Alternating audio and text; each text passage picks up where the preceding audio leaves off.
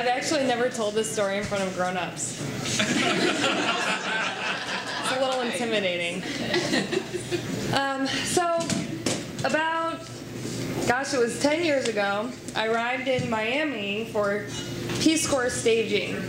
And can you hear me okay? Yep. And you're supposed to have 2 pieces of luggage that weigh less than 60 pounds each, and I think it's even more strict now. I, on the other hand, had 2 pieces of luggage that weighed 120 pounds each. So if that tells you anything about my need for comfort, despite the Peace Corps desire to serve and, you know, live humbly, I brought everything in the entire world with me.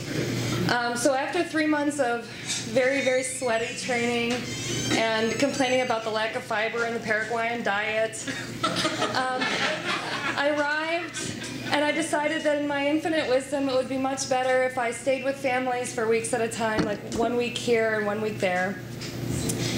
And I stayed with my friend Yashona, and the person that I followed up in Peace Corps, Teresa, she said, if you ever get a chance to meet Don Cari Sosa, be really, really nice to him. He's really rich. He can help you with any projects you want to do. He's your man. Like, you got to be friends with Don Cari Sosa. So I'm staying in Yashona's house, and this guy comes up in a big truck, which, if you have anything with wheels, that means you're very, very rich. So he comes up and he said, is Kitty here? And my Spanish was pretty rusty, and my Guarani, which is the native language of Paraguay, was awful, non-existent really. And he said, and I was like, oh, and he said, well, I'm here, you know, blah blah blah, Don Cari Sosa. I work for Don Cari Sosa, blah blah blah. That's basically what I understood. And I was like, ooh, Don Cari Sosa. I'm like, I'll be right there. So I go and I change, and I put on my nice new Paraguayan blouse and my new, well, they weren't new, but they were new to me. New sandals, and I'm very ready to go meet this extremely wealthy, generous man that might help me with my projects. And so he takes me in his very fancy truck, and we go to Don Cari Sosa's house, and we walk around Don Cari Sosa's house, and we walk around Don Cari Sosa's house again, and then I get introduced to a couple young men, about 7 or 8, with huge machetes, about this big.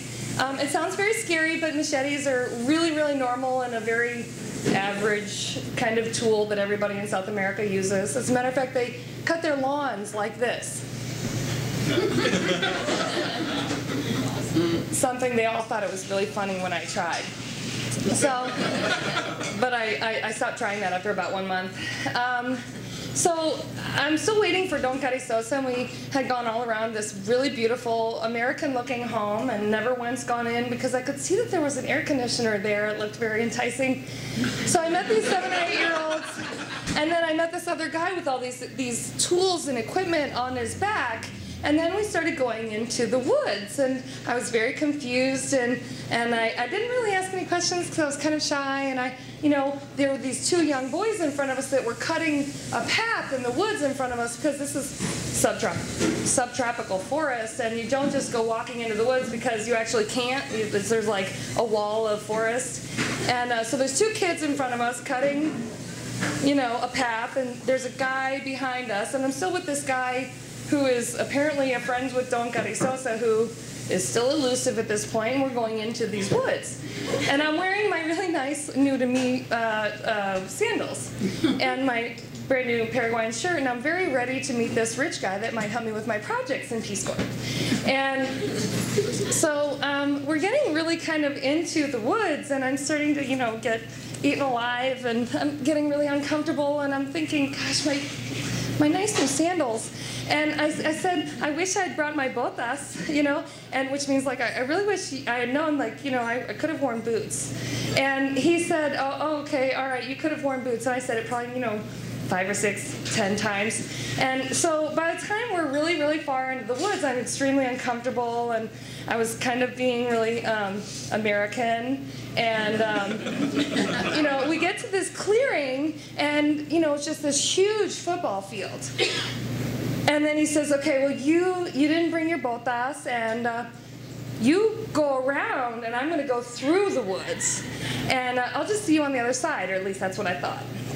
So it was kind of tense because I was, really uncomfortable and being American and difficult. And so he tried to make it light. He's trying to make me comfortable because they're wonderful people, Paraguayans.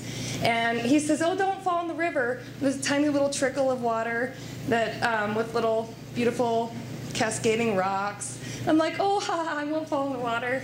And then I, hop over the water like that. And so I get to the other side, and I'm walking, and the boys had gone away somewhere because they're developing this land. It's very subtropical forest. So the boys had gone away to create paths through the woods with their huge machetes. And I'm getting, I'm walking in the middle of this field, and I realize, I'm still getting kind of eaten alive, and these kids are yelling at me from the fields. They're like, here, kitty, kitty, kitty, which in Spanish sounds like, kitty, vení, kitty. They're like heckling me from the hills. And I'm like, no te quiero, like, leave me alone. And, I'm like getting eaten alive like this, and I'm very uncomfortable with my, all my luggage, and I had to wear these shoes. And I get in the middle of the football field, and I have no idea where I am, and I'm getting eaten alive, and I realize this isn't a football field. It's the world's largest anthill. And by the time I realize it, I have ants around my waist. So what do? You run to water. So they're screaming at me, kitty, vení, no te quiero. And I'm unbuttoning my pants, and I'm running to the water that I was not supposed to fall in. And the first thing I do is slip. And I fall right on my butt in the water. Pants around my ankles, all wet. Kids screaming at me from the hills.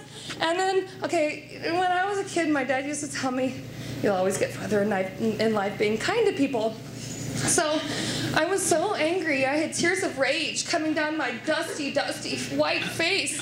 And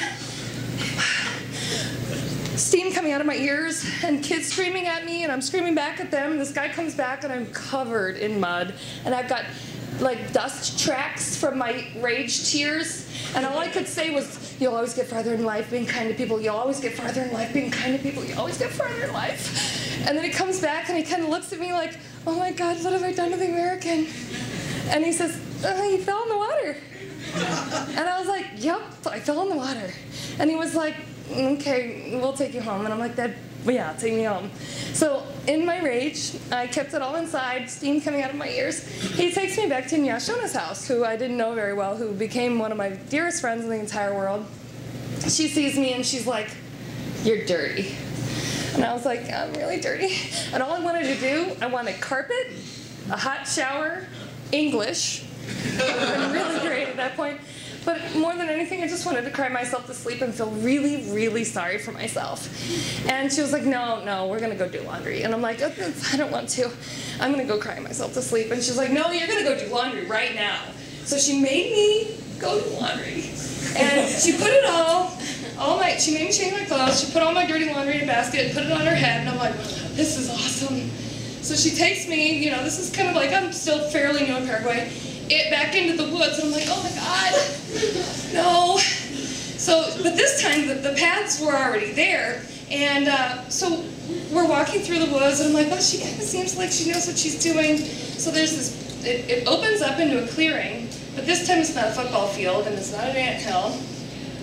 And I have welts, by the way.